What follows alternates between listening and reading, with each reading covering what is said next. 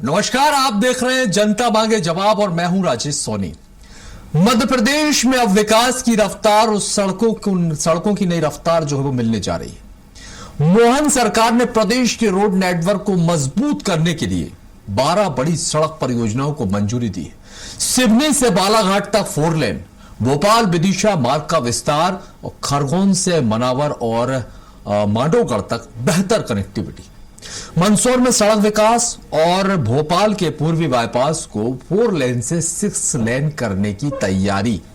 यानी कि सरकार का फोकस सिर्फ सड़क बनाने पर नहीं बल्कि सफर का समय घटाने, कारोबार को रफ्तार देने और पर्यटन क्षेत्रों तक पहुंच आसान बनाने पर है। लेकिन सवाल यह है कि क्या ये सड़क परियोजनाएं मध्य प्रदेश की कनेक्टिविटी की तस्वीर बदल पाएंगी?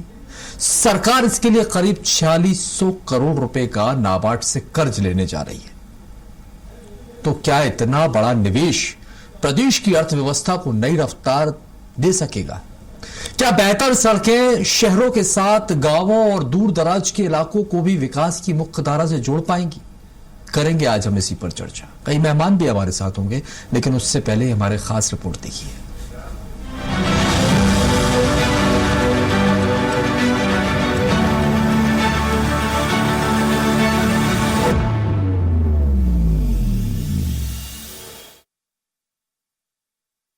मध्य प्रदेश में सड़क नेटवर्क को मजबूत करने की दिशा में सरकार ने बड़ा फैसला लिया है।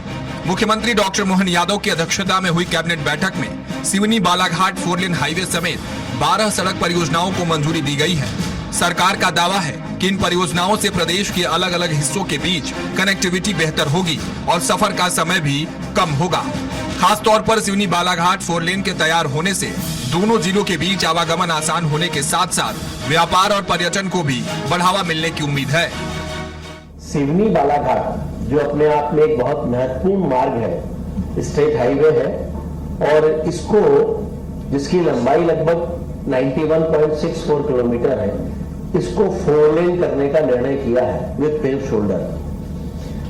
और इसका जो 6 किलोमीटर है वो फॉरेस्ट का एरिया है और टाइगर टूरिज्म कॉरिडोर, जिसका पहले ही मध्य प्रदेश की धरती पर ही डिक्लेयर हुआ है, उस दृष्टि से भी इसका कुछ भाग जो है वो काफी महत्वपूर्ण है, पर्यटन की दृष्टि से भी। सड़क विकास का दायरा सिर्फ सिवनी बालाघाट तक सीमित नहीं है। सरकार ने हाइब्रिड एन्युटी मॉडल पर 12 और अहम सड़क परियोजनाओं को आगे बढ़ाने का फैसला किया है। इनमें भोपाल विदिशा मार्ग, खरगोन मनावर मांडोगढ़ मार्ग, मंदसौर का सीता मऊ बसई सुवासरा मार्ग और पूर्वी भोपाल बाईपास को 4 लेन से 6 लेन करने की परियोजना शामिल है। इन परियोजनाओं के लिए नाबार्ड से करीब 4600 करोड़ रुपए का कर्ज लिया जाएगा और सड़क निर्माण का काम MPRDC के जरिए कराया जाएगा। सरकार का दावा है कि बेहतर सड़क नेटवर्क से सफर आसान होने के साथ व्यापार, परिवहन और पर्यटन को भी नई रफ्तार मिलेगी। अब सिवनी से बालाघाट की दूरी लगभग 2 घंटे से घटकर 1 घंटे होने वाली है और इसका निर्माण हाइब्रिड एन्युटी मॉडल पर होगा। इसकी लागत होगी 3458 करोड़ रुपए। इसका निर्माण, संधारण और कंसेशन की अवधि होगी लगभग 17 वर्ष। मध्य प्रदेश सरकार का यह रोड नेटवर्क प्लान प्रदेश की कनेक्टिविटी को नई दिशा देने वाला कदम माना जा रहा है। 4 लेन और 6 लेन सड़कों के विस्तार से सफर का समय कम होने, परिवहन व्यवस्था बेहतर होने और कारोबार को गति मिलने की उम्मीद है। वहीं पर्यटन क्षेत्रों तक आसान पहुंच से पर्यटन गतिविधियों को भी बढ़ावा मिल सकता है। सरकार का फोकस साफ है, बेहतर सड़कें, बेहतर कनेक्टिविटी और विकास की तेज रफ्तार। अब देखना होगा कि इन परियोजनाओं का काम कितनी तेजी से जमीन पर उतरता है और इसका सीधा फायदा आम लोगों तक कब पहुंचता है। स्वराज एक्सप्रेस के लिए ब्यूरो चीफ कुलभूषण सक्सेना की रिपोर्ट। तो विकास की रफ्तार और सड़कें होंगी तैयार, इसी पर चर्चा हम करते हैं। मेहमानों का परिचय पहले आपसे करवा देते हैं। हमारे साथ मेहमान जुड़ गए हैं। योगेश गुप्ता जी बीजेपी प्रवक्ता हमारे साथ हैं। योगेश जी, आपका बहुत स्वागत है। हिमानी सिंह जी कांग्रेस प्रवक्ता हमारे साथ हैं। हिमानी जी, आपका भी बहुत स्वागत है। और साथ ही रमेश शर्मा जी वरिष्ठ पत्रकार हमारे साथ हैं। शर्मा जी, आपका भी बहुत स्वागत है। आप सभी मेहमानों का स्वागत करते हैं। और जिस तरह से सरकार का ये दावा है और ये कोशिश है, बेहतर कनेक्टिविटी, बेहतर जो रोड सड़कों का जो विस्तार होगा वो, और दूसरा पर्यटकों को बढ़ावा। गुप्ता जी, आपसे समझना चाहूंगा, ये जो सड़क का ये जो प्लान सरकार की तरफ से बनाया जा रहा है, मोहन सरकार की तरफ से, जिसे हम रोड नेटवर्क प्लान की तरह देखें, तो ये कितना असरदार साबित होगा मध्य प्रदेश में? देखिए सोनी जी, निश्चित रूप से मध्य प्रदेश देश का दिल है, वो देश के दिल की धड़कनें सुचारू रूप से चले, उसके मद्देनजर डॉक्टर मोहन यादव की सरकार ने ये 12 नई सड़क परियोजनाओं के माध्यम से जो प्रदेश को गति देने की एक मंशा आप सम्मानित मीडिया के माध्यम से जनता के समक्ष रखी है। मैं मानता हूँ ऐतिहासिक फैसला है। 12 नई सड़क परियोजना, जिनमें कुछ मार्गों के उल्लेख आपने अपनी रिपोर्टिंग में कर दिए हैं। कुल मिलाकर ये 25,139.64 करोड़ की लागत से बनने वाली ये सड़कें हैं, जिसमें कुछ हिस्सा नाबार्ड द्वारा कर्जे के माध्यम से लिया जाएगा, जिससे निश्चित तौर पर मध्य प्रदेश में पर्यटन, ग्रामीण क्षेत्रीय विकास की गतिविधियों के साथ साथ स्थानीय रोजगार व्यवसाय बढ़ेंगे, जैसे ढाबे, होटल, दुकान, सर्विस सेंटर, पेट्रोल पंप वगैरह, निर्माण सामग्री, परिवहन की डिमांड बढ़ेगी और औद्योगिक निवेश जो हमारे मध्य प्रदेश में पिछले वित्तीय वर्ष में आया था, निश्चित तौर पर औद्योगिक घरानों को आकर्षित करने में मध्य प्रदेश सरकार सफल रही है। उसी के मद्देनजर कृषि के क्षेत्र में भी हमारे किसान भाइयों को भी लाभ होगा इन नई सड़कों से। कृषि क्षेत्र का रखरखाव की सहूलियतें बढ़ेंगी, उनके स्टोरेज की क्षमता बढ़ेगी, वो तमाम वो सारी सुविधाएं इस रोड डेवलपमेंट के माध्यम से मध्य प्रदेश के अन्नदाता को, युवाओं को और जनता को मिलने वाली है। निश्चित तौर पर एक बड़ा फैसला मोहन कैबिनेट का। यानी कि इंफ्रास्ट्रक्चर के क्षेत्र में देखा जाए तो सरकार एक बड़ी रणनीति पर काम कर रही है, आपका कहने का मतलब ये योगेश जी।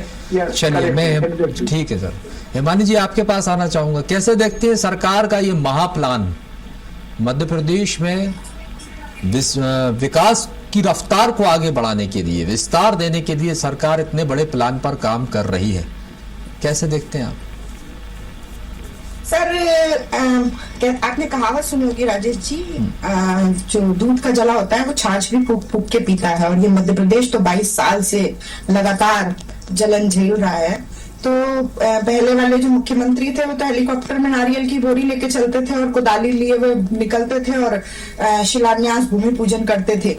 आज जो समस्या है कि योगेश गुप्ता जी ने 25,000 करोड़ से ज्यादा का आंकड़ा बता दिया, जिसके लिए कर्ज भी रह जाएगा। मध्य प्रदेश के हर रहवासी का जो है दिल ऐसे ऐसे होने लगता है कि अब पता नहीं कितना बड़ा करप्शन होगा। कर्ज, करप्शन और कार्य अवधि, ये इस मध्य प्रदेश की सरकार की सबसे बड़ी विडंबना बनके रह गई है।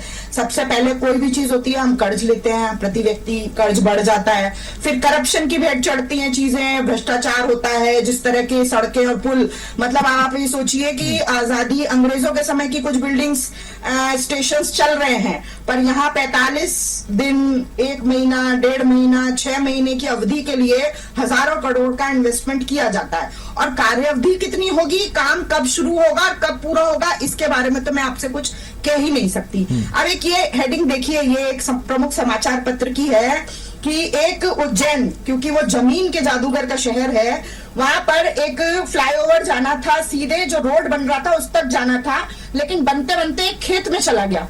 अब आप सोचिए कि अधिग्रहण किया जाएगा, करवाया जाएगा, क्या होगा, चूक है, करवाई गई है। तो ये सब चीजें जब सामने आती है कि सड़क की जगह खेत पर ही पुल उतार दिया, जहां से शुरू हुआ था वहां से शुरू होते होते तिरछा होके किसी के खेत में पहुंच गया। अब जो रोड है वो दूसरी तरफ है। ये उज्जैन इंदौर को जोड़ने वाला एक फ्लाईओवर है जो सिंहस्थ क्षेत्र से जोड़ने का काम करेगा। तो जो जितने बड़े बड़े दावे किए जाते हैं उसके पीछे कितनी असलियत और कितना भ्रष्टाचार और क्या क्या मंशाएं होती हैं। और सबसे पहली बात यह कि घोषणाएं हुई हैं, अभी भूमि पूजन भी हो सकता है हो जाए, पर बनकर कब कौन सी चीज तैयार होगी, यानी कि आप ये कह रहे हैं डेडलाइन तय होना चाहिए। ठीक है, मतलब ये कब मिल पाएगी उसकी मॉनिटरिंग भी होना चाहिए। आप जिस तरह से कह रहे हैं कि पुल किसी भी दिशा में मुड़ जाते हैं तो एक मॉनिटरिंग होना चाहिए।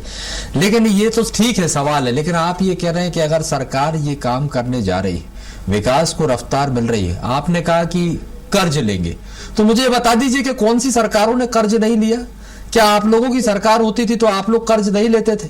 यदि आपकी परेशानी क्या है कि सरकार कर्ज ले रही है, इससे परेशानी है, या फिर सड़कों का निर्माण हो रहा है, विस्तार हो रहा है, इससे परेशानी है? हिमानी जी, सभी सरकारें कर्ज बहुत लेती अच्छा पूछा आपने सर। आपका सवाल अच्छा है कि पता नहीं मेरे को जवाब क्या क्या देने की इच्छा हो रही है कि सड़क, मैंने आपको बताया कि किसी की एक रोड बनी हुई है, फ्लाईओवर, आपने देखा होगा एक रोड से दूसरे रोड पे जाता है। सभी सरकारें लेती हैं। परेशानी नहीं, आप मेरी परेशानी पूछ रहे कि सड़क बन रही है, ये परेशानी है। खेत में उतार देंगे आप सड़क, आप अपने घर का रास्ता पीछे पीछे। कर्ज तो सब सरकारें लेती हैं। आपने कहा कि कर्ज लेंगे, कर्ज सारी सरकारें लेती हैं। आप लोगों की सरकारें रही तो आप लोगों ने भी कर्ज लिया ना। राजेश जी, मुझे समझ में नहीं आ रहा है, मुझे नहीं पता कि आप क्या कहना चाहते हैं कि हमें सड़क बनने से परेशानी है। सड़क कब बनेगी, कितने दिन में बनेगी और कितने दिन चलेगी, इसका सवाल पूछिए आप सत्ताधारी पक्ष से। इसका जवाब पूछा योगेश जी नहीं और आप पूछ रहे हैं मुझसे कि हमें सड़क बनने से परेशानी है। मेरा सवाल ये था कि जो आपने सवाल ये उठाया था कि ये कर्ज ले रहा है, नहीं, आपने ये भी कहा ये कर्ज ले रहा है, तो कर्ज हर सरकारों ने लिया, बन रही है, इससे परेशानी हर सरकारें कर्ज लेती है, ठीक है ना? आप लोगों की सरकार थी तो आप लोग भी कर्ज लेते थे। ये बार ये सब इसलिए सवाल पूछा कि क्या आपको सड़क बनने से परेशानी है? मैंने जो पूछा मुझे पता है ना, मैंने जो पूछा है मुझे पता है, वही तो मैं आपसे पूछ रहा हूँ। ये कौन सा नैरेटिव बनाना चाहते हैं आप कि हमको सड़क बनने से परेशानी है? क्यों बोला आपने ऐसा? ये तो आप कह रही हैं, ये तो सब आप बोले, आपने बोझ, ठीक है मैडम, आपका जवाब योगेश जी देंगे। मेरे पास मेहमान है, मेहमानों से चर्चा कर लूं, फिर मैं आपके पास आऊंगा। हिमानी जी रुक जाइए, डिरेल मत कीजिए, डिबेट को डिरेल मत कीजिए। ठीक है सर। रमेश शर्मा जी, वरिष्ठ पत्रकार आवाज। सर, कैसे देखते हैं आप ये जो प्लान लेकर आई है सरकार, बेहतर कनेक्टिविटी और सड़कों का विस्तार और पर्यटकों को बढ़ावा, ओवरऑल ये महाप्लान सरकार लेकर आ रही है, कैसे देखते हैं आप इसको? लेकिन स्वाभाविक रूप से विकास की अगर कोई नींव हो सकती है, विकास की अगर पहली सीढ़ी हो सकती है, तो वो केवल यातायात का साधन हो सकता है। तो स्वाभाविक रूप से बदली हुई परिस्थिति में जितना अब ट्रैफिक बढ़ रहा है, सिंगल रोड था वो अब छोटा पड़ने लगा, 4 लेन हमने बनाया वो भी अब छोटा पड़ने लगा। तो स्वाभाविक रूप से इस विकास की गति को बनाए रखने के लिए सड़कों का चौड़ीकरण करना, नई सड़कों का बनना और फिर ऐसे मार्ग बनना जिससे कहीं ना कहीं जो समय ज्यादा लग रहा है, 2 घंटे लग रहा है, उसकी जगह 1 घंटे लगे, ये एक अच्छा निर्णय है। और मैं समझता हूँ स्वतंत्रता के बाद से हर सरकार की प्रायोरिटी में सड़क बनाना रहा है, वो चाहे कांग्रेस की रही हो या भाजपा की रही हो। ये सरकार के अच्छे निर्णय हैं। और खासतौर से ये जो 12 स्थान उन्होंने, ये 12 स्थान वो हैं जहां इन्वेस्टर्स मीट के आधार पर वो एक औद्योगिक सिटियां या औद्योगिक सेंटर जो डेवलप करने जा रहे हैं, वो सेंटर योजना बहुत अच्छी है। सरकार का निर्णय बहुत अच्छा है, सरकार की नीयत भी बहुत अच्छी है और नीति भी सड़क बनाने की बहुत अच्छी है। लेकिन इसमें 2 चीजों की सावधानी की बहुत हिमानी जी के एक पॉइंट से मैं सहमत हूं कि कई बार निर्माण कार्य ऐसा होता है, जैसे भोपाल में एक सड़क बनी तो उन्होंने ऐसा ओवरब्रिज बनाया जो उनके डिग्री में होता था, तो स्वाभाविक रूप से फिर उसको तोड़ करके उसको ठीक किया गया, उसमें पैसा लगा। या जो उज्जैन की जो खबर आ रही है कि खेत की बनाते बनाते पुल का डायरेक्शन बोल गया, ये कई बार ऐसी खबरें आती है कि सड़क जो है बनी और पहली बरसात में ही थोड़ा सा। तो मैं समझता हूँ प्रशासन तंत्र को उसकी गुणवत्ता पर और उसके कहीं ना कहीं पूरी रूपरेखा पर यह कहीं ना कहीं होमवर्क बहुत अच्छा करने की जरूरत है। क्योंकि मोदी सरकार ने तो अब निर्णय ले लिया, नाबार्ड से 450 करोड़ का वो लोन भी उठा रहे हैं, टोटल करीब 25,000 करोड़ का इसमें खर्च आएगा। तो स्वाभाविक रूप से पब्लिक का पैसा तो लगेगा, लेकिन कुल मिलाकर के इसकी पूरी नियत और पूरी जो नीति जो है उसके जो संबंधित विशेषज्ञ हैं, उन विशेषज्ञों के ऊपर जवाबदारी रहनी चाहिए, उन पर कड़ी निगरानी रहनी चाहिए कि इसमें गुणवत्ता में कोई समझौता ना हो या इसमें किसी प्रकार की ऐसी मानवीय चूक ना हो जो आगे चल करके इसमें बाधा बने। कुल मिलाकर के ये सरकार निर्णय बहुत अच्छा है, मैं तो इसकी प्रशंसा करूंगा।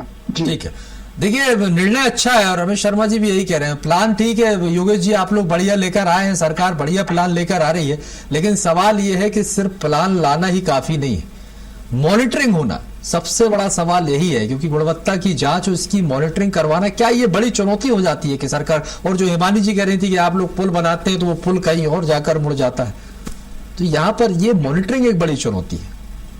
देखिए सोनी जी, ऐसा है कि पिछले 2.5 सालों में मध्य प्रदेश सरकार ने, अगर नेशनल हाईवे की बात करूं तो 9,315 किलोमीटर नए प्रोजेक्ट नेशनल हाईवे के माध्यम से मध्य प्रदेश को मिले हैं। वही स्टेट हाईवे 5,500 किलोमीटर की नई सड़कें डॉक्टर मोहन यादव की सरकार ने बनाई, और जो ये सड़कें बनाई जाती हैं बाकायदा उसमें गारंटी के अंतर्गत होती है। 3 साल की गारंटी ली जाती है निर्माता कंपनी से, गारंटी परफॉर्मेंस गारंटी के अंतर्गत सड़कें बनती हैं। 3 साल के अंदर अगर कोई टूट फूट होगी या जो भी सुधार कार्य होगा या जल भराव के कारण खराब हुई है तो निश्चित तौर पर कंपनी जिम्मेदार होगी और उसको रिबिल्ड करेगी, ऐसी गारंटी परफॉर्मेंस ली जाती है। तो जानकारी का अगर अभाव है तो मैं आपके माध्यम से जानकारी दे रहा हूं। वही दूसरी तरफ उज्जैन को लेकर सिंहस्थ का एक अलग ही प्रोजेक्ट चल रहा है। वो 28,000 करोड़ रुपए का प्रोजेक्ट है, महत्वाकांक्षी योजना है, और निश्चित तौर पर एक बड़ा समूह सिंहस्थ में आने वाला है जनसंख्या के दृष्टि से, तो उसके मद्देनजर काम प्रोग्रेस पे है। 1-8% अगर कोई कहीं तकनीकी खामी या कमियां होती हैं तो दिशा निर्देश के माध्यम से निराकरण किया जाता है। अब 2003 का मिस्टर बंटा धार का मध्य प्रदेश, न सड़क होती थी, न बिजली होता था, न पानी होता था। 65,000 किलोमीटर कुल सड़कें बनाई थी 10 साल में मिस्टर बंटा धार ने। हमने 5 लाख किलोमीटर से ज्यादा बना दी पिछले 20 सालों में। ठीक है सर, लेकिन इनके रखरखाव को लेकर जो मजबूत प्लान की जरूरत है वो भी तो बना लीजिए। हम काम कर रहे हैं और गारंटी। योगेश गुप्ता जी, सड़कें बना दी आप ये कह रहे हैं, लेकिन इनके रखरखाव को लेकर जो मजबूत प्लान बनाने की जरूरत है वो भी तो बनाइए। उसी पे आ रहा हूँ। देखिए, ये जो रख रखाव को लेकर और देख रेख की जिम्मेदारी है वो मध्य प्रदेश सरकार के 2 उपक्रम है, PWD और MPRDC। इन दोनों विभागों के अंतर्गत समस्त सड़कों का देख रेख, मेंटेनेंस और अकाउंटेबिलिटी तय होती है। फिर ये गड़बड़ियां क्यों सामने आती है? तो गड़बड़ी होती है तो सुधार भी होता है। आज आप देख लो, निकल जाओ भोपाल इंदौर रोड पर राजेश जी 150 की स्पीड में, 150 की स्पीड में इंदौर देपालपुर मार्ग 4 लेन था, उसको 6 लेन करने जा रही है गवर्नमेंट। चलिए हिमानी जी का सवाल जरा ले लीजिए। निश्चित तौर पर हम काम कर रहे हैं। ठीक है हिमानी जी, जो देखन में चला, पूरा जो देखन में चला बना न मिलिए कोई। ठीक है कांग्रेस के जल्दी से हिमानी जी क्या पूछना चाहते हैं? विकास दिख ही नहीं रहा। राजेश जी बहुत दिनों से मैं सोच योगेश गुप्ता जी को ढूंढ रही थी, एक बार रमेश शर्मा जी भी वेट में थे। इनको बुरा जो देखन चले ये, तो इनको पता है आपको झांसी के स्टेशन पे वरिष्ठ नेता लटके हुए मुंह के साथ दिखाई दे रहे थे 4 डिबेट्स में। रमेश जी आपको भी याद होगा, हर डिबेट में ये बोलते थे। तो इनको जो है हर जगह बुरा ही दिखता है, फिर लटक इनके मुंह गए। फिर मैं आपको बताती हूँ कि इन्होंने जो जानकारी दी कि 3 साल का जो मेंटेनेंस होता है, तो 3 साल का मेंटेनेंस होता है। राजेश सोनी जी आप मुझे बताइए कि वो 90 डिग्री जो पुल होता है उसको भी आप उसमें ही मानते हैं कि जो 3 साल की मेंटेनेंस में, या ये जो राऊ का इंदौर का फ्लाईओवर है जो 45 दिन के अंदर उखड़ गया, उसको अभी तक ठीक नहीं कर पाए, साल भर से ज्यादा उसको उखड़े में हो गया, वो 3 साल के उसमें नहीं था। ये जो खेत में जा रही है चीज, इसमें जो 18 करोड़ रुपए खर्च हो गए प्रदेश की जनता के, उसके लिए कौन से 3 साल का कॉन्ट्रैक्ट करेंगे मुझे बताइए। उसमें कि अधिग्रहण किस तरह से करवाएंगे, कि अब जमीन पूरी आसपास की भी अपने नाम करवा लेंगे, क्या भ्रष्टाचार करेंगे इसमें। तो आप जो 3 साल के मेंटेनेंस का जानकारी दे रहे थे, वो ये जो रमेश शर्मा जी ने, राजेश जी ने और मैंने जो उदाहरण दिए, उनमें तीनों में ही फिट नहीं बैठती। बताइए 3 साल की मेंटेनेंस, वो आपकी कम समझ, भ्रष्टाचार और आपको जो आपका नगर में जैसा मुझे लटका हुआ दिख रहा है मुझको, और आप जो है डिबेट में इसके बाद मुझे कभी मिले नहीं, तो मैं आप जिस हिसाब से डिबेट करती हो ना, उससे डिबेट या विचार विमर्श नहीं कहते हैं, इसे लड़ाई झगड़ा करते हैं।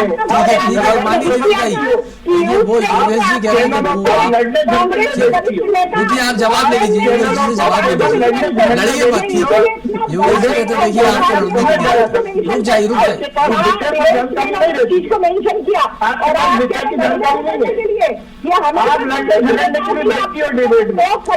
नहीं, कोई लड़ने के लिए नहीं बैठता योगेश जी। ठीक है जवाब ले लीजिए। हिमानी जी रुक तो जाइए, अब आप ही बोलेंगे तो जवाब कैसे आएगा मैडम? रुक जाइए, जवाब आने दीजिए, रुक तो जाइए। राजेश जी, मुझे आप एक बात बताइए, मैंने भारतीय जनता पार्टी के किसी वरिष्ठ नेता के लिए कोई ऐसी उपमा का प्रयोग किया, किसी विशेषण का प्रयोग किया, ये बस प्रोत्साहन का नहीं, बिल्कुल नहीं आना चाहिए। देखिए, चर्चा में हो तो व्यक्तिगत आरोप प्रत्यारोप में व्यक्तिगत हमले नहीं होना चाहिए। यहाँ चर्चा के लिए बैठे हैं, ठीक है, उस पर चर्चा, कोई लड़ने झगड़ने वाला कोई सवाल ही पैदा नहीं होता। चलिए योगेश गुप्ता, चर्चा की व्यक्तिगत हमले का कोई नहीं करे। जवाब नहीं है बोलने के लिए, मैं जानती हूँ। इतना उत्तेजित होकर इसमें चिल्लाने को अगर आप ठीक है, अब अपने विषय पर चर्चा कीजिए। किसी दूसरी ट्रेन में चले जाओ, आप अपना गला खराब कर लो। देख सको, आप अपने तिवारी जी के चिल्लाने को आप विवेक देती हो, आप कितने उत्तेजना लाकर विषय को मुद्दे से भटका कर और पता नहीं क्या झाड़ू टाइप का आपका रूप सामने आता है। चलिए, माफ कीजिए, आप दोनों को अपने मुख्य फिक्र करिए, अपने मुख्य फिक्र करिए। मुंह लटका है तो आपकी पूरी पार्टी। देखिए, व्यक्तिगत हमले मत कीजिए। योगेश गुप्ता जी, हिमानी जी, मैं आप दोनों को रोकूंगा, मुझे आवाज गिरवानी पड़ेगी। आप दोनों रुक जाइए, हिमानी जी, शटर डाउन करवाना पड़ेगा मुझे। रुक जाइए, चर्चा नहीं हो पाई। रुक जाइए। रमेश शर्मा जी, आपके पास आऊंगा। सर, क्या ये ऐसा देखा जाए, ये जो सरकार का महाप्लान है, बेहतर कनेक्टिविटी देने के लिए, इससे निवेश को भी बढ़ावा मिलेगा, पर्यटकों को भी उस क्षेत्र में भी बढ़ावा मिलेगा, और इंफ्रास्ट्रक्चर के उसमें देखा जाए तो क्या 2028 से पहले एक इंफ्रास्ट्रक्चर के क्षेत्र में ये सरकार का एक बड़ा दांव साबित हो सकता है क्या? देखिए, स्वाभाविक रूप से ये 3-4 काम है, स्वाभाविक रूप से सरकार एक बड़ा काम इसमें कर रही है। बहुत से विकास कार्य हमको राजनीति से जोड़ करके या चुनाव से जोड़ करके नहीं देखना जाना चाहिए। जैसे मान लीजिए सड़कों का है, ठीक है, कि समस्याएं जब होती हैं तो लोगों का गुस्सा निकलता है सरकार पर, या बिजली का है, पानी का है, लेकिन ये चूंकि सब काम है। मान लीजिए कोई अगर सड़क बन गई है तो सरकार अगर बदल जाएगी तो वो अपने साथ लेकर के नहीं चली जाएगी। सरकार ने एक सड़क काम किया है और सरकार अगर बदल गई है तो दूसरी सरकार ने उससे आगे चल करके इसमें काम शुरू किया है। छोटा सा उदाहरण जैसे इंदौर उज्जैन का ही दें, ये काम पटवाजी की सरकार में शुरू हुआ था 90 में, लेकिन काम अधूरा रह गया। लेकिन दिग्विजय सिंह जी जब आए तो उन्होंने उसको पूरा किया। कितने ही गुना ग्वालियर डिस्ट्रिक्ट में हम देखें तो काम कुछ ऐसा है, इसको हमको राजनीतिक सीमा से नहीं जोड़ना चाहिए। अभी हालांकि सरकार ने इसके लिए 17 महीने समय निर्धारित किया है, लेकिन चूंकि सरकार की तंगी इसमें ज्यादा है तो मुझे लग रहा है ये काम 17 महीने में पूरा नहीं होगा। हो सकता है कुछ काम इसमें से रह जाए जो 2028 के बाद भी पूरा हो। 2028 में कौन सरकार आएगी ये तो भगवान जी जाने, लेकिन जो पूरा अगर होगा और अधूरा काम रह जाए तो जो भी सरकार आएगी वो उसको पूरा करेगी। तो जो आधारभूत समस्याएं रहती हैं जनता के हितों की, वो हर सरकार आती है और उस कदम को आगे बढ़ती है। सिंचाई तो लीजिए, बांध जो है वो कांग्रेस ने बनवाए, शहर नहरें नहीं बनाई थी भाजपा ने, कि सरकार आई नहरें बनी। तो स्वाभाविक रूप से जनहित के काम जो है वो कंटिन्यू रहते हैं। इनको चुनाव से देखना थोड़ा सा मैं समझता हूँ जल्दबाजी भी होगी। चलिए, ठीक है, कि लेकिन ये जरूर है कि अगर जिस तरह से ये प्लान सार्थक होता है तो एमपी की तस्वीर बहुत कुछ बदल सकती है और इसका क्रेडिट भी कहीं ना कहीं सरकार को ही जाएगा। बहुत बहुत शुक्रिया आप सभी मेहमानों का हमारे साथ चर्चा में शामिल होने के लिए। रमेश जी, हिमानी जी, योगेश गुप्ता जी, बहुत बहुत शुक्रिया। तो देखिए, यहाँ पर सरकार एक नया प्लान लेकर आ रही है और ये सड़कों को लेकर एक मास्टर प्लान है जिसको लेकर हम कहेंगे एक बड़ा विकास है। कनेक्टिविटी मजबूत होगी, सड़कों का विस्तार होगा, पर्यटन क्षेत्र में बढ़ावा मिलेगा, यानी कि ओवरऑल देखा जाए तो विकास के क्षेत्र में बड़ी रफ्तार है। जैसे कि मध्य प्रदेश में सड़कों के इस बड़े नेटवर्क से जो कहा जा रहा है कि कनेक्टिविटी, कारोबार, पर्यटन को नई रफ्तार मिलने की उम्मीद जताई जा रही है। सरकार का यह दावा है कि 4 लेन और 6 लेन परियोजनाएं सफर को आसान और तेज बनाएंगी। अब असली तस्वीर तब सामने आएगी जब परियोजनाएं कागज पर निकलकर जमीन पर पूरी होंगी और इनका सीधा फायदा आम लोगों तक पहुंचेगा। फिलहाल के लिए हमारे इस कार्यक्रम में इतना ही। आगे भी खबरों का सिलसिला लगातार जारी है, आप देखते रहिए स्वराज एक्सप्रेस।